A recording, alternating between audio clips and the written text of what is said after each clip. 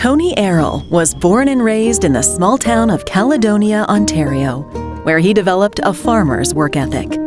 I had a job on a farm from when I was 14 years old. You know, summers, part-time, and I really learned to take responsibility and work hard at a young age. After high school, he attended Guelph University, studied science, and believed he'd become a farmer. I was studying science, but I got interested in economics, business, finance. In third year university, I opened an investment account and bought my first stock. He was hooked. After school, Tony moved to the city, worked as a chartered accountant, an investment analyst, and then landed a job with Toronto business magnate George Gardner. I became his right-hand man, and we had a company called Gardner Watson. It was a brokerage company, but it managed money. From him, I really saw the importance of selecting the right people, and that the company was run with a long-term point of view. It was run with good ethics. So he influenced me a lot in life. In 1990, Tony struck out on his own. He called this venture Burgundy, and it was an investment firm with a vision. Tony's great achievement was that he had great clarity about the way he wanted to go about building a firm, and he had determination to create something meaningful. Burgundy stands for courage, honesty, and always acting in the client's best interests. That's been inculcated deeply into the firm. That's part of the DNA of the firm. Through Tony's vision, Burgundy bloomed into a premier investment firm with clients around the globe and more than 160 employees worldwide, most of them handpicked by Tony himself. Burgundy's people are not just employees. They're clients of the firm and they're shareholders. So that's a pretty special formula for success. You go around this firm, you will meet an awful lot of super impressive people. Good people don't come to places by accident. Somebody identifies them as the person they want to work with, the person that is going to help with the mission of building a great enterprise. He brings like a relentless energy to getting that right. I mean, from the time I was born, I thought it was so cool what he was doing. You know, I would have a PD day from school and I would join him at the office and have something from grade 1 saying I want to be a stockbroker when I grow up, because I just thought it was so cool what he was doing. And I've never met anybody with a Rolodex like he has. He knows everybody.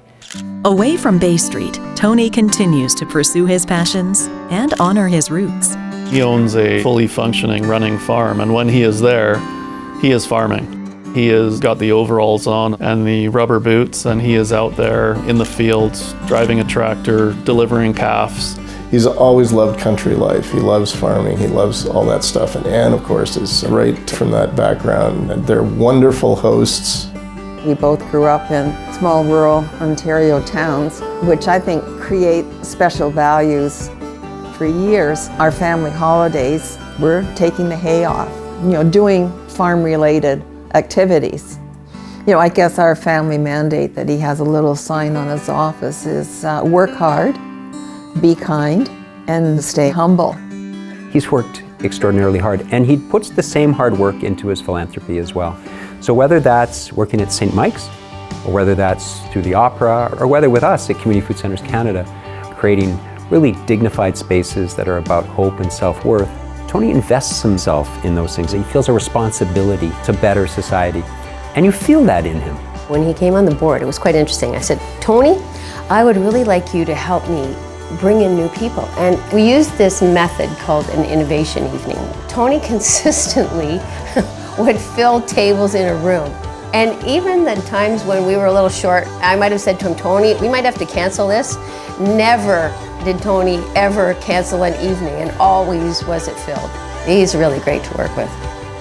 I love it. It's been contributing money, but it's also personal effort and time, and it's very rewarding to be able to do that. And they grew up in a different time and in small towns that we can't relate to, but those overarching values of community, giving back, and living humbly are really important values, I think.